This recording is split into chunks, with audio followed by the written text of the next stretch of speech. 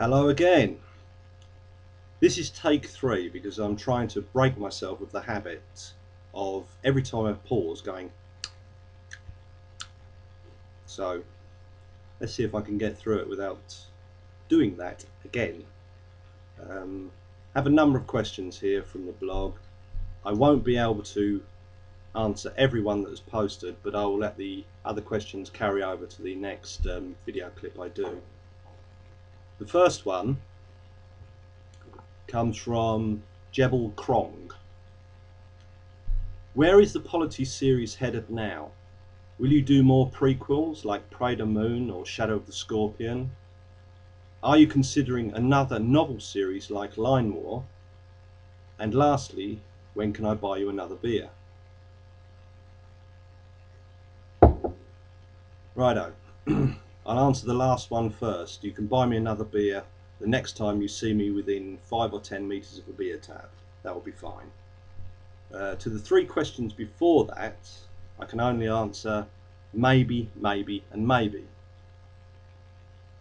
I'm doing the Owner series now, but whether you can describe that as like Line War is debatable. I'm also doing a book set on the planet Masada, provisionally titled The Technician now, not Gabbleducks as it was before. Beyond that, I don't know. As I said on the previous video clip, I don't plan that far ahead. Now, next question is from Bob Locke. We know you have a fantasy series already written, but as yet unpublished. Do you have any intention of putting it on the market? Well, I've no intention of putting it on the market as it is. I finished the first book of the second trilogy something like 15 years ago, and I feel that I've learnt a bit since then. The whole thing needs to be rewritten substantially, expanded, chopped about, changed a great deal. When I get round to that, I've no idea. Incidentally, you can find synopsis, sample chapters, and a reader's report on that fantasy on my Virgin website.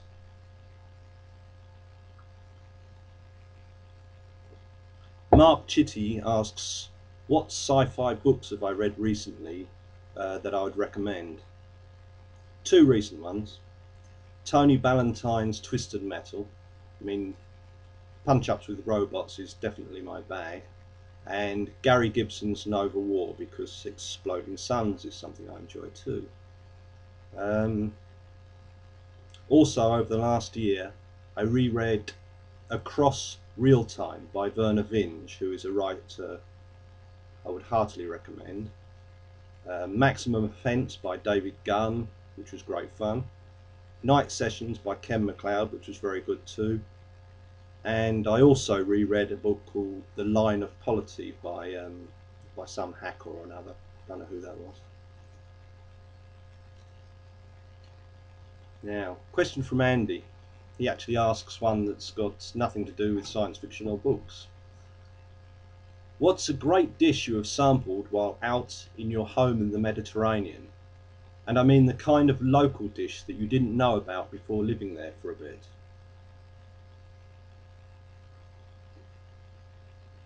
Straight and easy answer to that. The gyros.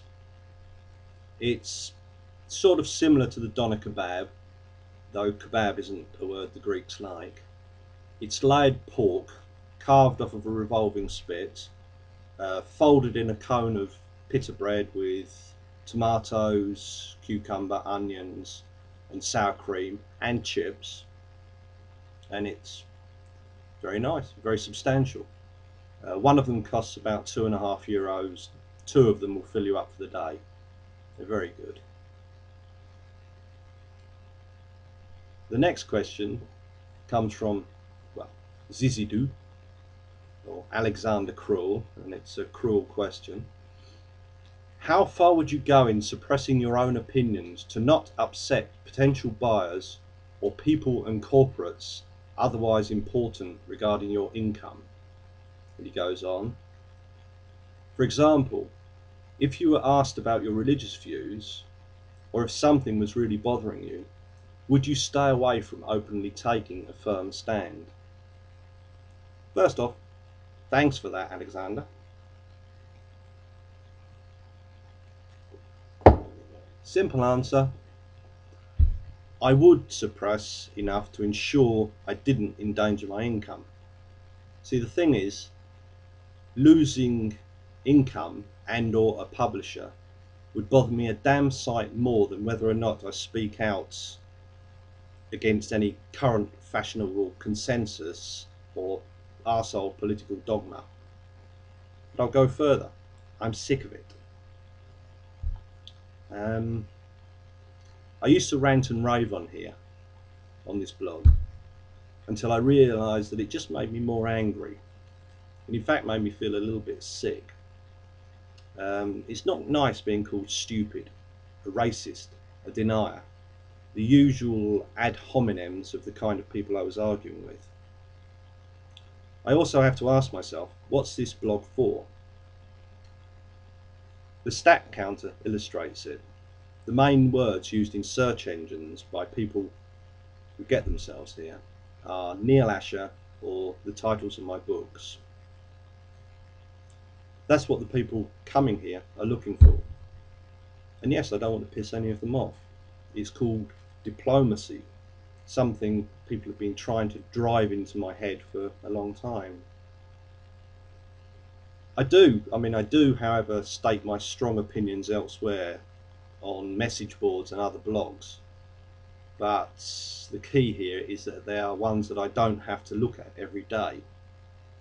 But I don't want to do it here. I don't want this blog to become a feeding ground for trolls and Tinder for flame wars. Not anymore. I hope that answers your question.